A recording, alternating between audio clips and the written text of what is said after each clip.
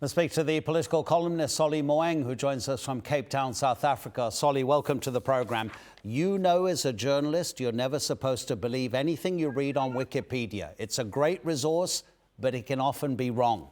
Tell me what you think of this. The opening line from Wikipedia on Yoweri Museveni's page says Yoweri Museveni is a Ugandan politician, dictator and former military officer. You agree?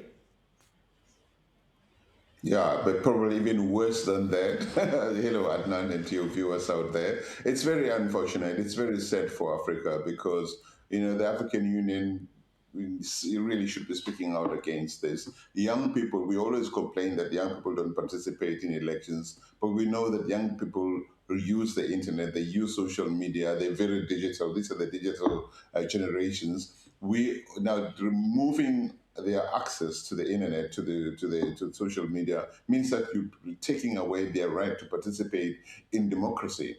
And this is what's happening there. And I am really disgusted by the silence of Africa, by South Africa, my own country, by the AU.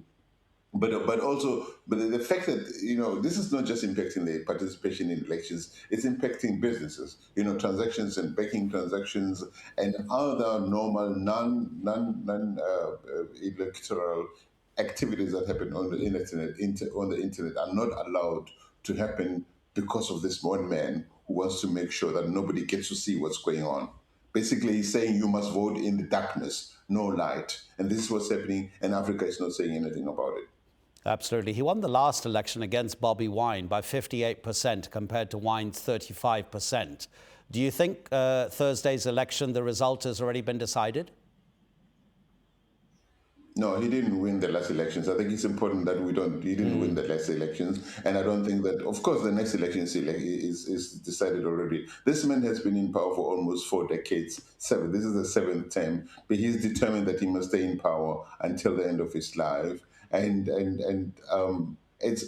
Africa cannot claim to be progressing in the line of democracy when this sort of thing happens, and we keep quiet. We're going to make noise when abuses of human rights happen in other parts of the world, not in Africa. We tend to keep quiet when the abusers of human rights are Africans, people who look like me. It's okay. We shout about Palestine, we shout about other worlds, but we don't shout about Africa. So it's as if that we don't respect human rights and human dignity in Africa. So we cannot expect the whole world or other parts of the world to love us and to respect us when we fail to do the same on our continent. This is really frustrating for Africa. But isn't Uganda a parliamentary system, albeit having a president? Because Bobi Wine's party is the biggest opposition party in parliament. Well, it has been before the next one is elected. Has it made any difference that it has had that kind of representation in parliament, or does Museveni rule by decree?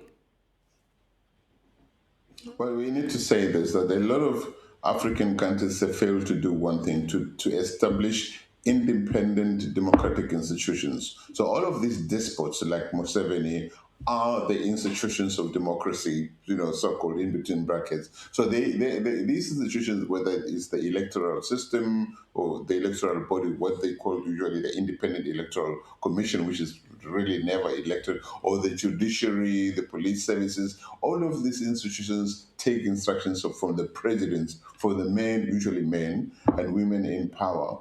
So the decisions they make are instructed, are political decisions, handed down from above. So we need to get to a point where Africa is able to have institutions that and democracies that do not rely on the health and the decisions of the men and women in power. We're not there yet. So we cannot really say, because an institution in a place like Uganda, which we know takes instructions from the president, has decided this way, therefore this is the way it is. It is. South Africa needs to get to a point where the democracies do not rely on men and women in politics, but on independent democratic institutions that decide for what is good with the idea of public good at the heart of the decisions they make.